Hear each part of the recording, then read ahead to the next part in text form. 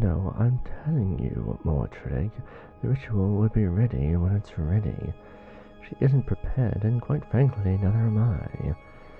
In light of recent events, I think it's rather rich that you come into my home, now, of all times, start making demands of me, necromancer. My court is falling apart with all this infighting, and honestly, every little bit of violence only sows the seeds of chaos that much further. How long before I'll focus on this ritual and its supposed promises start costing us what we already have? My lord, with all due respect, we aided your house and your rise to the throne, and in return, you swore our demands would be met. Whether or not the human woman survives is irrelevant. Once the ritual is complete and the true potential locked away in her blood is released, we will have no further need for her, and you are free to toss her wilted corpse to your court as a sort of appeasement. What is left of her is sure to please them long enough for you to restore control and peace over your people. That is your solution?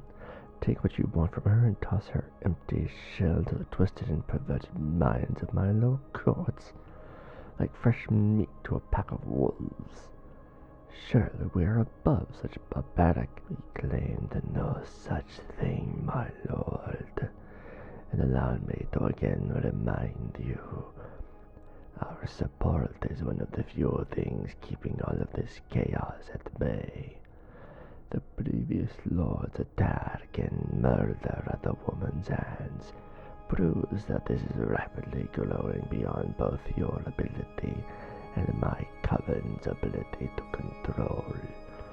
We have limited time to execute our plans, Lord Torinthar, and limited patience to offer you in regards to our assistance. So if I suddenly decide to not subject the woman to this grisly ritual, you will leave me to the mercy of my court, as well as whatever else stalks the edges of my estate. One less courteous than myself would take this as a threat, Mordred. It is simply a fact, O great lord of the vampires. The plans of my coven have been laid out in the bones of the dead for centuries, and we will not allow a sudden flash of compassion within you to disrupt that. Next time I visit, I expect the ritual to be done and the mortal woman to be disposed of properly. Good evening, my lord.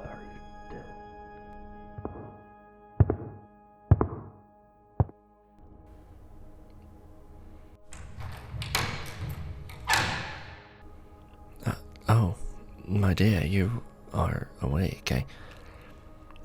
How much of that did you overhear? Enough, I see. I was planning to inform you of the other memories involved in the ritual once I thought you had recovered from your recent attack. But I also did not expect Mordred to just drop in out of the darkness and start making demands of someone well above his station. The necromancer believes his will to be the only one that matters. No, of course I don't plan to simply drain your blood once the ritual is complete and toss your remains into the court. I do believe that would have been obvious, my dear, especially after the night we shared a few weeks ago. Yes, I have not forgotten, though I would hope that it could be explained as a simple, spur-of-the-moment reaction from us both. As I told you, I have not experienced any form of companionship or affection in decades, so I suppose the lack of physical touch struck me all at once, where I believe you needed comfort after the assault you suffered. The stars simply aligned, and there we were. I do not believe we have any plans to repeat the night of affection. With Mordred bearing down my neck, I have little time for much of anything at this point. What do I plan to do about him? Well, my dear, it seems I have a decision laid out before me, clear as moonlight. I can go forward with the ritual as I've been planning and risk you not surviving it, as I aim to maintain what little power I have left and the necromancer's support, and as well as this coven. Or I throw away the decades of planning and forsake my role as vampire lord to save the life of one human woman and face the flames of rebellion and condemnation for choosing the life of a mortal over preserving the future of my kind.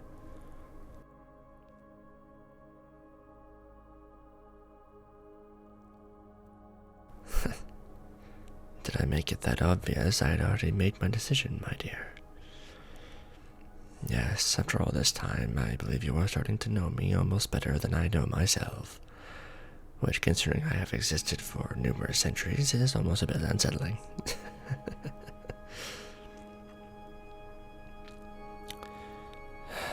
We will need to work quickly, my dear. Treason doesn't even begin to describe what we are planning, but the alternative makes my dead blood curdle in my veins. I will not sacrifice you. That is not what I promised.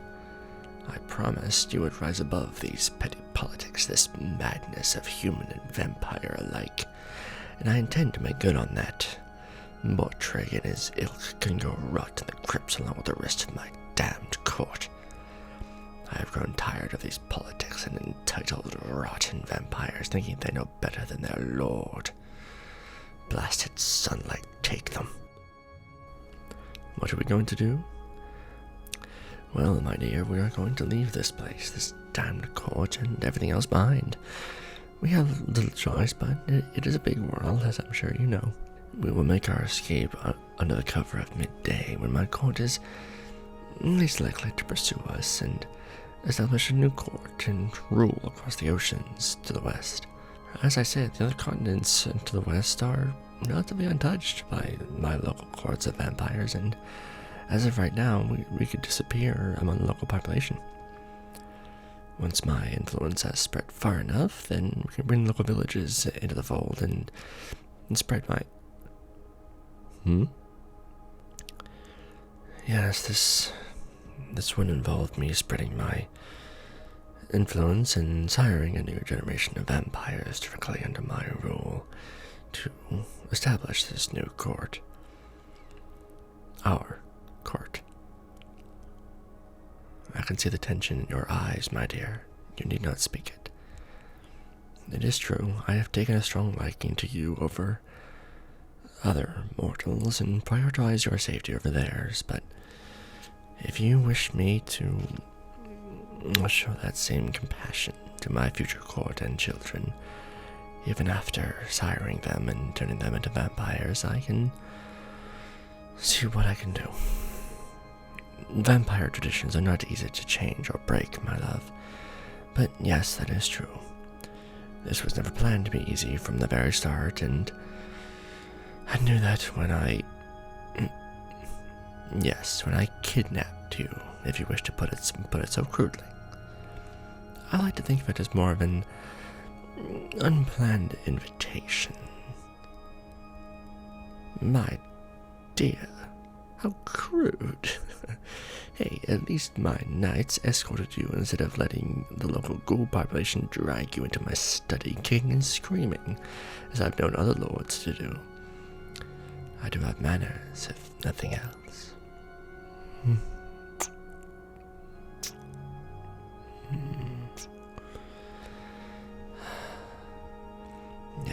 Yes, any more of that, and I do believe we will be too distracted for proper plans. I need you to gather what belongings you have taken a liking to during your stay and prepare them as compactly as possible. My gatherings of knights are fiercely loyal to me and to me alone, regardless of my goals, so they will protect the coast and protect our escape Come high noon tomorrow, we will head towards said coast and to locate a ship heading towards the west. Payment will not be a problem. I have priceless coins lying around in coffers like pocket change, so I'm sure we will find a captain willing to accept 2 additional passengers. Once we're there, we will... What is it now, my love? How am I going to feed without my servants? Well, I had not thought of that. It is possible for me to feed upon a being without killing or permanently injuring them. I may be able to pick up a meal here and there as we travel, but a trail of vampire-fed victims will be easily tracked by my court and most likely by Mortreg himself. You, my dear, I could never... Ah, you are right. Yet again. If we are not following through with that damned ritual, your blood does not need to be preserved as Mortreg explained it to be.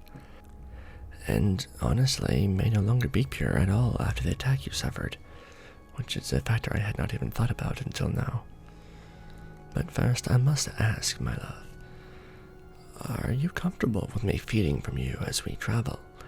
It will leave you weakened afterwards, no matter how gentle I am, and I do not wish to make such a journey harder on you than it already will be.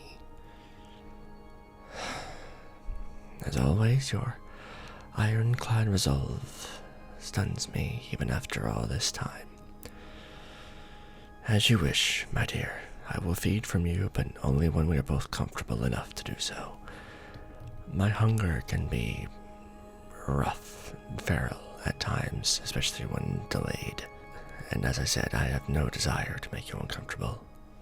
Yes, I do suppose roughness was not a problem during our night together, but you understand what I mean, you little vixen.